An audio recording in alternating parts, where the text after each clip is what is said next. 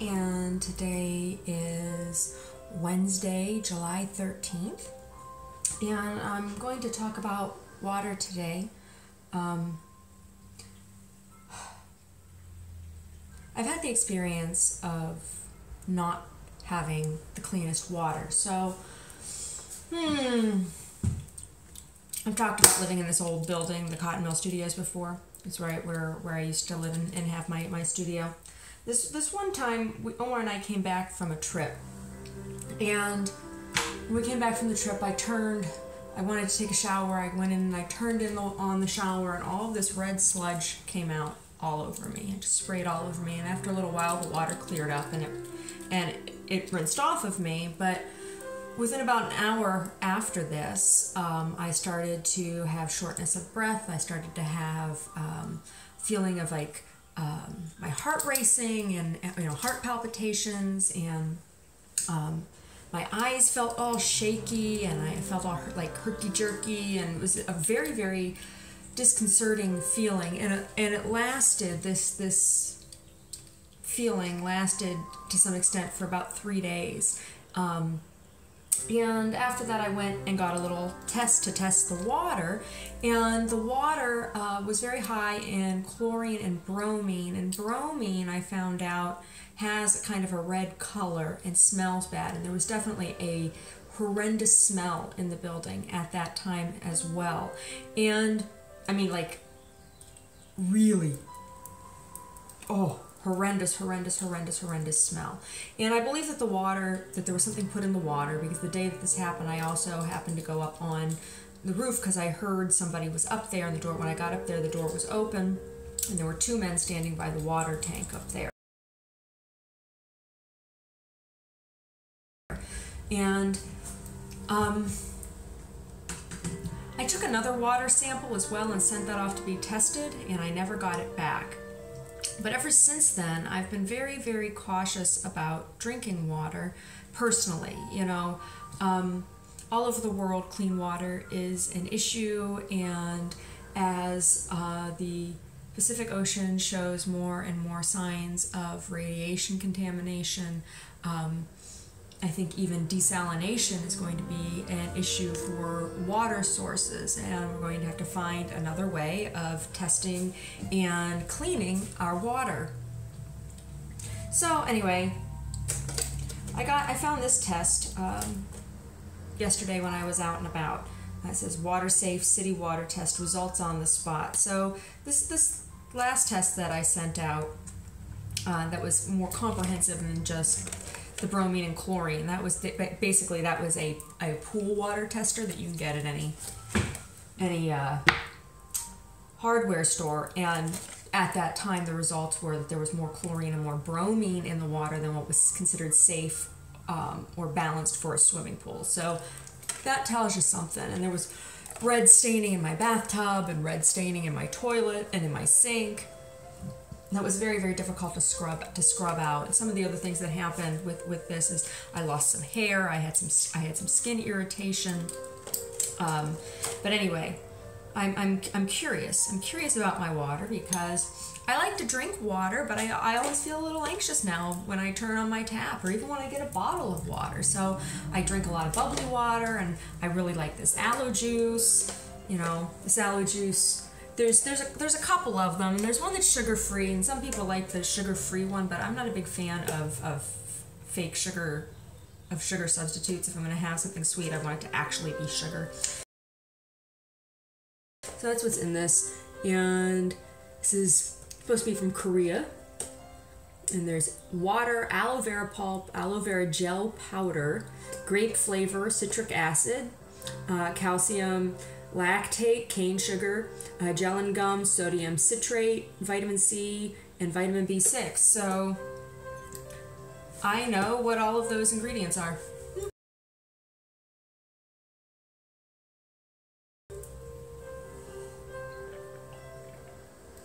It tastes good. I really like it.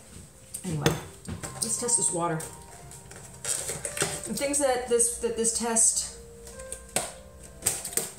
will test for is strains of E. coli and lead and pesticides and nitrates and chlorine, and it'll test the hardness and the pH of the water. It's falling out of the kit here already. Let's see, what do we have here? I have a tube with some weird little powder in it. I'm guessing it's for the bacteria test. A little packet, I'm guessing has some sort of strip in it for nitrates. Same thing, pH for the hardness. And then some other packet for pesticides and lead. This pack contains 1 lead test strip, 1 pesticides test strip, 1 test vial, and 1 dropper pipette. Okay. And instructions. Keep tests out of reach of children or pets. Do not ingest anything from this test kit. Well, you know. Darn, I was looking forward to drinking my lead test. Store and use at room temperature. Do not use hot water or water containing bleach or detergents. Do not reuse any part of the test kit. Do not open packets or vial until you are ready to perform the tests. Read and follow all instructions carefully. All right.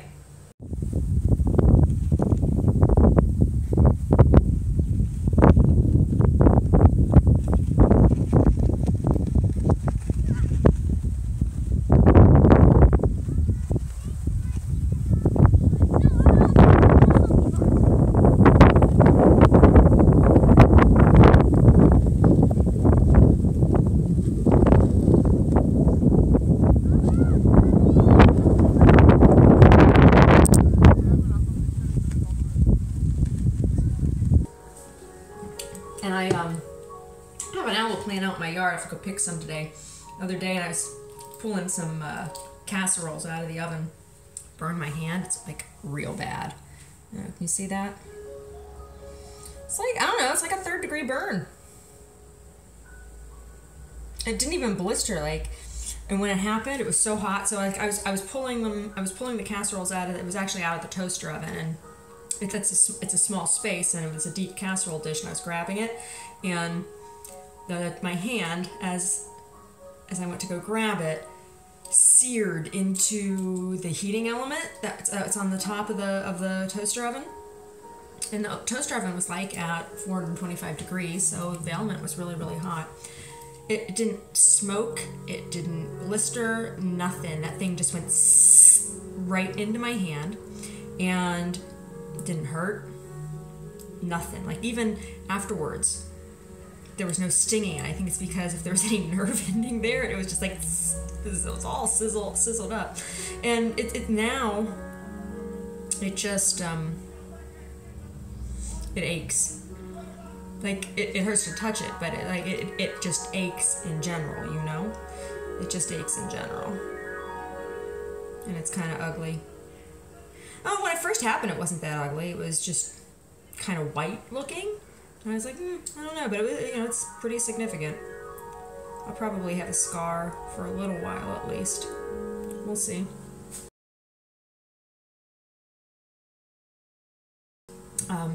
But anyway, like I was saying, aloe and burns and things. But I'm listening to this CD. Picked this up yesterday. Stephen Halpern's Ocean Suite.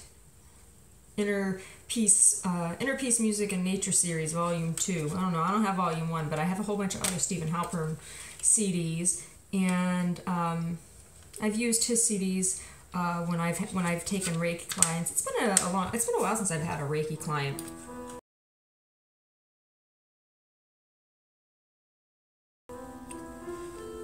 You know, like somebody who was coming on a regular basis at a scheduled time. I have taken clients in the past, and you know, I had a pretty busy practice for a little while.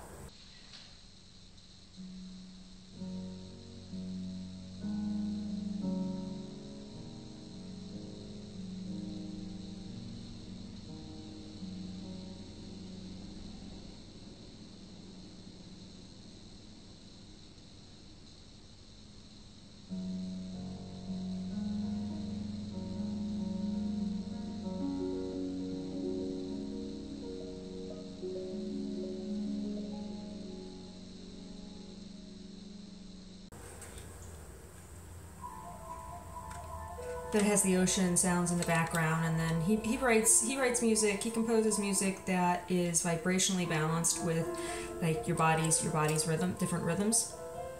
So there's all these different kind of energy systems that, you know, run everything in your body, and his music helps bring balance between those.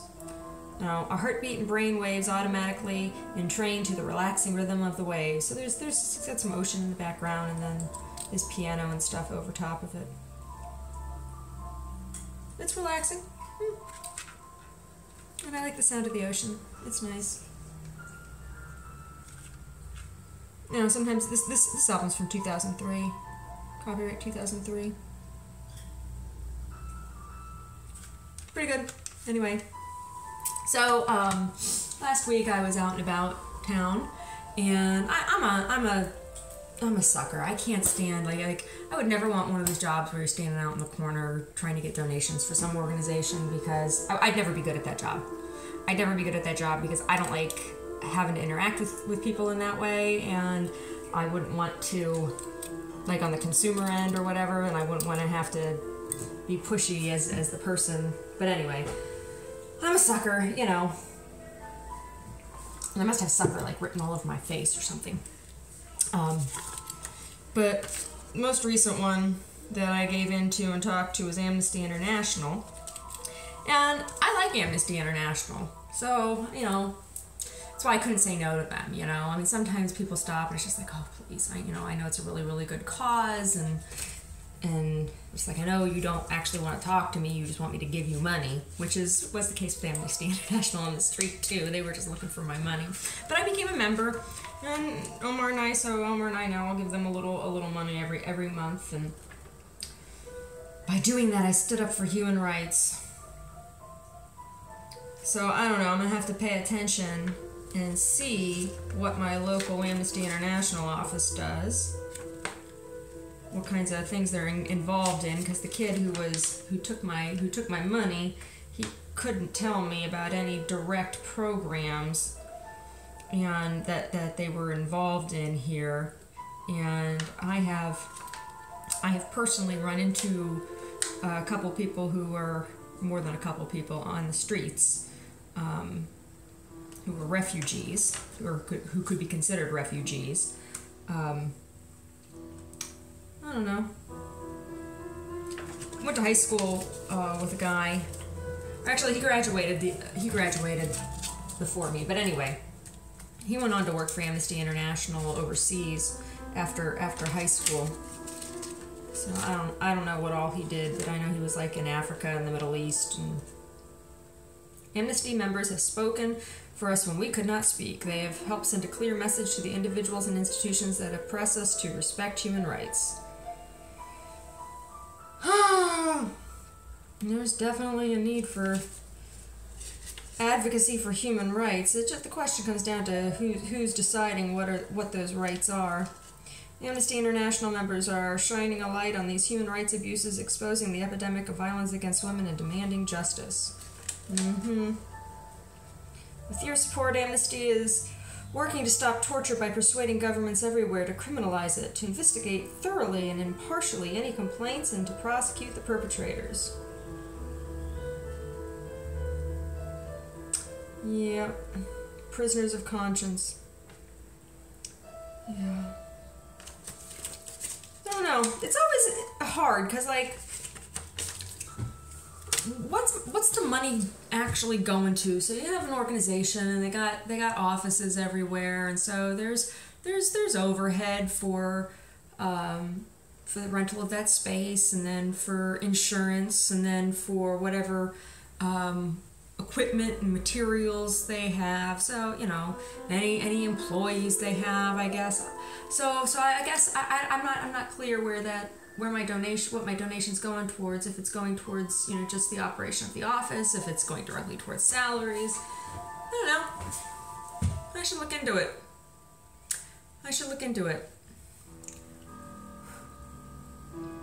But Amnesty International's been around a long time, and I believe in human rights.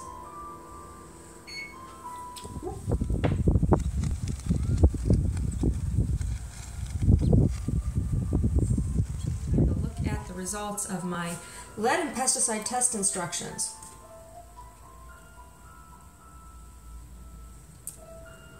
Wait 10 minutes, do not disturb strips or vial during this time. I don't know, I hope they weren't disturbed by the things I was talking about. No, people without clean water is pretty disturbing. People with whose human rights are being violated, that's pretty disturbing too. Here we go.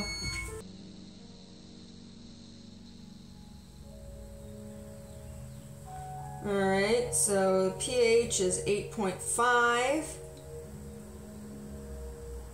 Total hardness is 50. And the chlorine is 2.0.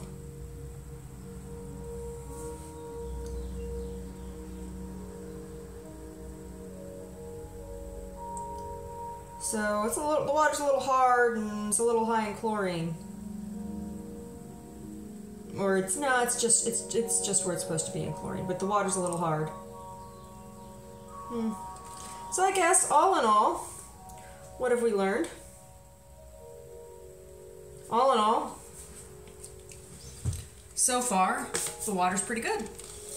In a couple days I'll check that bacteria sample and we'll have a complete workup on this water. I wish I had had this kit when I had originally experienced the poisoning, because the water even tasted funny. I could taste it on the water, and I could smell it, and it was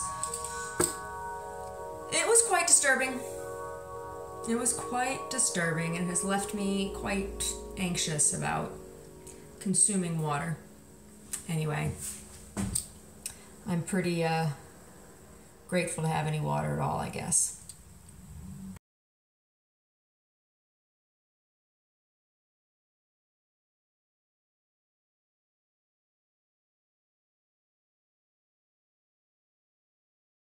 All right. Sophia's command. Sophia's command. Take Sophia's one. command. I'm not used to sleep. Okay.